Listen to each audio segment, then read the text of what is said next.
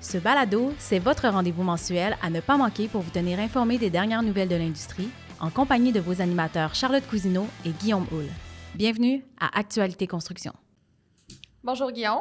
Bonjour Charlotte. Contente de te retrouver pour un autre tour des actualités de la construction aujourd'hui. C'est toujours un plaisir de partager le micro avec toi pour parler d'actualité dans notre industrie. Oui, et avec nous aujourd'hui, on a Audrey Mascotte, directrice adjointe SST avec nous. Bonjour Audrey. Bonjour Charlotte. Bonjour Audrey. Guillaume. Donc, avec Audrey, aujourd'hui, on va revenir sur le communiqué en lien avec la journée commémorative des personnes décédées ou blessées au travail en deuxième partie pour la nouvelle à développement. Donc, c'est parti maintenant pour les nouvelles éclairs. Première nouvelle, la Sécu est fière d'avoir rendu hommage à 24 entreprises des secteurs ICI et résidentiels qui ont fait un travail exceptionnel, qui se sont impliquées par leur travail lors de la prestigieuse soirée des prix Construire qui a eu lieu dans le cadre du congrès annuel qui s'est déroulé les 5 et 6 mai dernier à Charlevoix. J'étais présent lors de l'événement. Magnifique. Le congrès s'est très, très bien déroulé.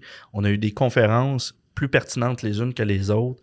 Le ministre Boulay, qui s'est déplacé, le ministre du Travail, qui s'est déplacé pour venir donner une allocution lors du gala. Un très beau gala animé d'une main de maître par Mélanie Ménard. Elle nous a fait rire à plusieurs reprises.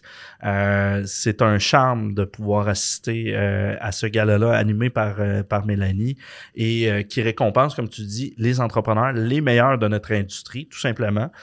C'est un gala qui est très prestigieux, qui remet des prix qui sont appréciés de la part de la communauté, de la part de l'industrie.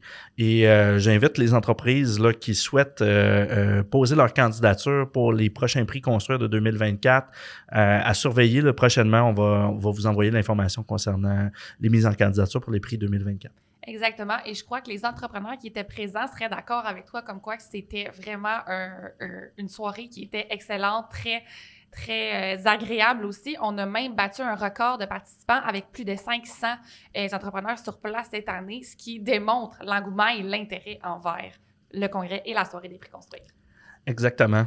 Deuxième nouvelle, depuis le 22 septembre 2022, il y a des nouvelles obligations en matière de protection des renseignements personnels qui doivent être prises en considération par les entreprises de tous les secteurs, incluant le secteur de la construction. C'est suivant la loi modernisant les dispositions législatives en matière de protection des renseignements personnels qui modifie notamment la loi précédente. Il faut faire attention avec le traitement des données personnelles des employés.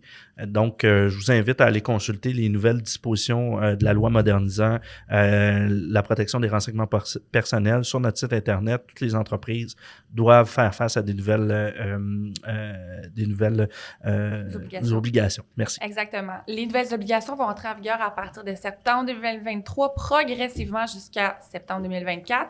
Puis, vous n'êtes pas seul là-dedans, les entrepreneurs. La direction des affaires juridiques est là pour vous aider. N'hésitez pas, souvent, on se pose des questions, on veut plus de précision. N'hésitez pas à les contacter, c'est une super équipe. Troisième nouvelle, pour terminer, lors de la conférence qui s'est tenue à la Chambre de commerce Montréal métropolitain le 1er mai dernier, le ministre du Travail, Jean Boulet, a annoncé que le gouvernement déposerait à l'automne une nouvelle loi pour la modernisation de l'industrie de la construction. Oui, mais en fait, le ministre est même en tournée actuellement. J'étais présent aussi à Trois-Rivières vendredi dernier où il a fait le même type d'allocution. Je pense qu'il veut que les entrepreneurs soient sensibilisés au message du gouvernement qui, lui, a lancé son premier message dans le discours du premier ministre, le discours inaugural du premier ministre suivant les élections. Il a mentionné qu'il souhaitait que l'industrie se modernise. Il a appelé les partenaires de l'industrie à parler d'une même voix pour une modernisation, pour apporter plus de productivité dans notre industrie. En tout cas, c'est ce qu'on souhaite et on va participer activement aussi aux consultations qui sont menées par le ministre du Travail. Et d'ailleurs, l'ACQ tient aussi des consultations auprès de ses membres. Il y a une grande consultation qui s'en vient le 12 juin lors des rendez-vous ACQ. On a réservé notre après-midi pour vous présenter déjà une partie d'une recherche qu'on a faite à l'externe sur la productivité dans l'industrie qui se compare à d'autres secteurs, mais aussi à d'autres provinces. Et la deuxième partie, là, qui est la plus majeure partie de l'après-midi, va être réservée à des consultations. On va consulter les entrepreneurs là, sur les pistes d'amélioration en matière de productivité dans l'industrie de la construction.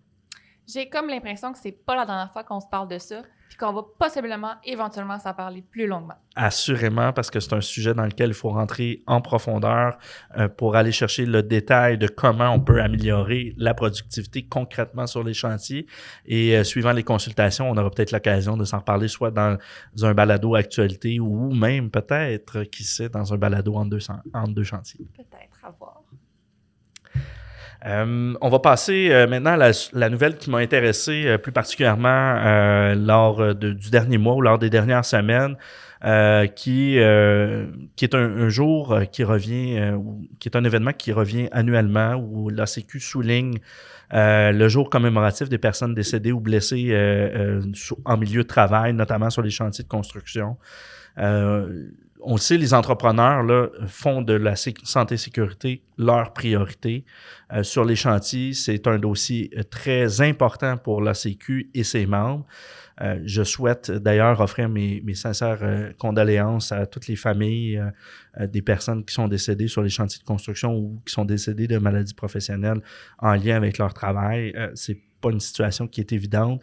Et même, j'irais plus loin, je souhaiterais offrir mes condoléances et mes sympathies aux partenaires de travail, aux collègues de travail de ces gens-là. C'est des situations qui surviennent sur un chantier qui peuvent affecter plus que les personnes qui sont en lien concrètement avec l'individu. C'est tout le monde qui est sensibilisé quand un événement malheureux comme celui-là survient. Et dans le communiqué qu'on a publié, on a interpellé directement la CNESST, puis c'est pour ça que j'ai pris la peine de t'inviter, Audrey, aujourd'hui, puis qu'on veut discuter plus en profondeur de qu'est-ce qui peut être fait par l'ACQ, qu'est-ce qui peut être fait par la CNESST. Puis ça commence avec des données probantes qu'on n'a pas, qu'on n'est pas capable d'aller chercher, puis qu'on n'est pas capable de soutirer des informations concrètes de la CNESST pour savoir d'où on part, puis où est-ce qu'on veut aller en matière de santé-sécurité, puis comment on fait pour améliorer le bilan lésionnel sur les chantiers, puis ultimement réduire le nombre de lésions professionnelles et le nombre de décès.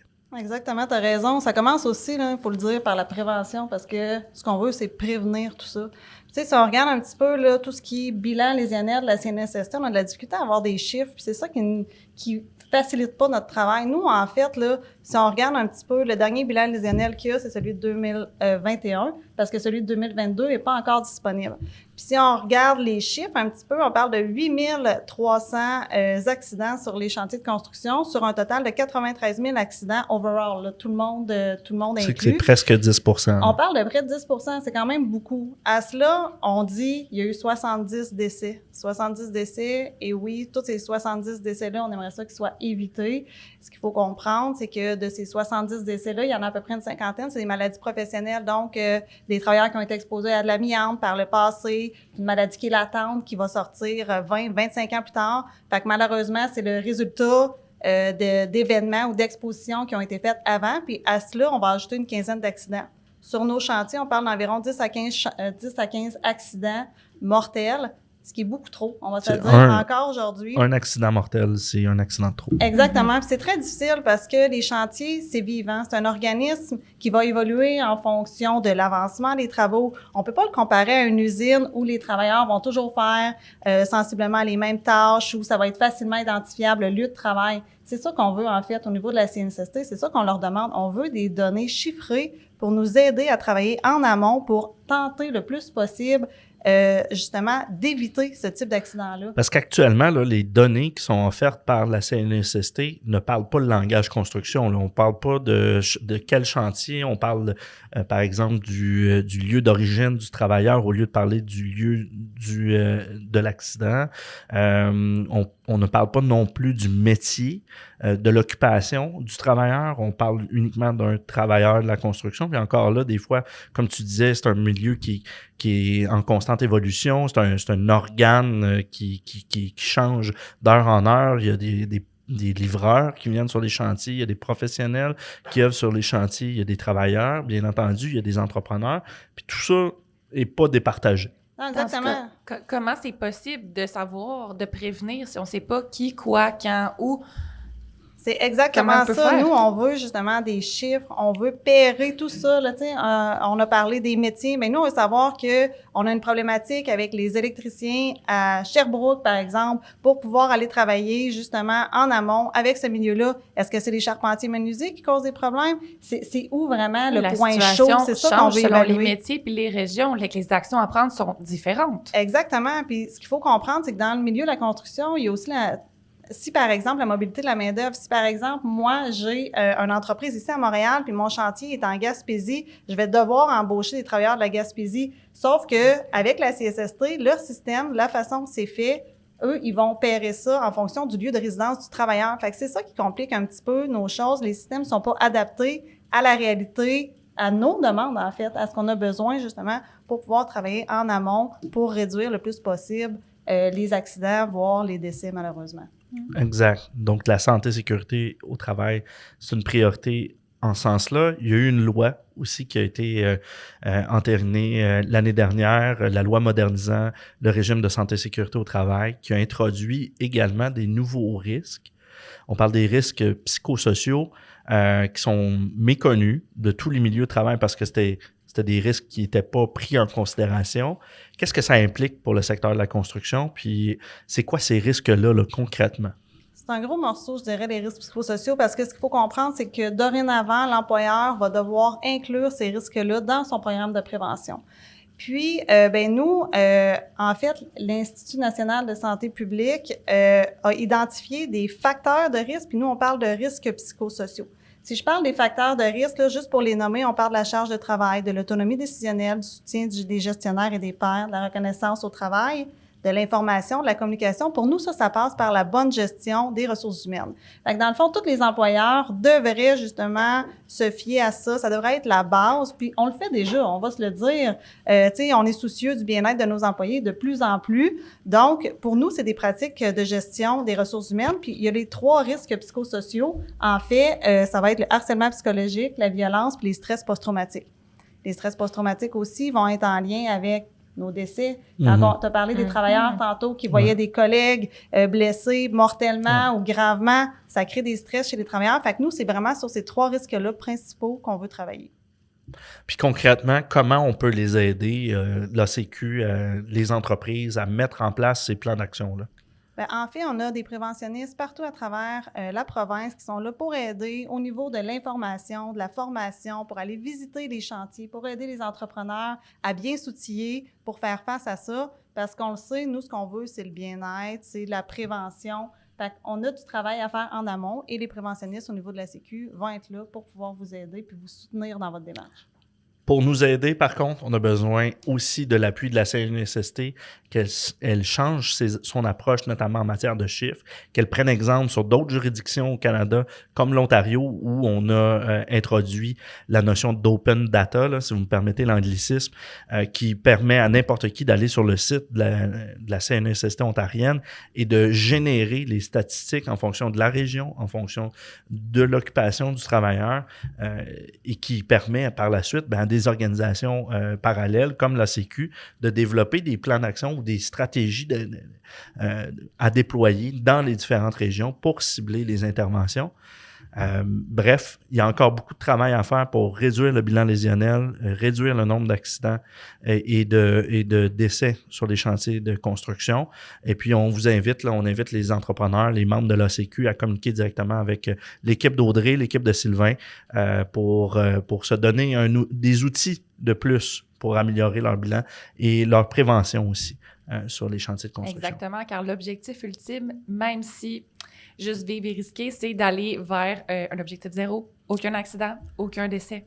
Ça serait l'objectif idéal. Le risque 0 n'existe pas. Malheureusement. Mais on peut le faire tendre le plus possible vers 0. Exactement. Donc, on devrait travailler avec l'ensemble des partenaires de l'industrie là, prochainement, que ce soit le Conseil du patronat du Québec, la FCCQ, la FCEI également, pour développer un plan d'action spécifique dans le secteur de la construction. Du moins, c'est notre intention de travailler avec tout le monde pour arriver avec quelque chose de concret. Merci beaucoup, Audrey, de ta participation aujourd'hui. Merci à vous. Merci beaucoup d'avoir pris ton temps pour venir avec nous. Et Guillaume, on se revoit le mois prochain pour un prochain épisode. À la prochaine. À la prochaine. Bye-bye. Bye. Actualité Construction est une production de l'Association de la construction du Québec le plus grand regroupement d'employeurs des secteurs institutionnels, commercial, industriel et résidentiel. Pour savoir comment nous soutenons les entrepreneurs du Québec avec nos formations, nos outils et notre accompagnement diversifié, ou pour écouter nos prochains balados, rendez-vous sur notre site acq.org.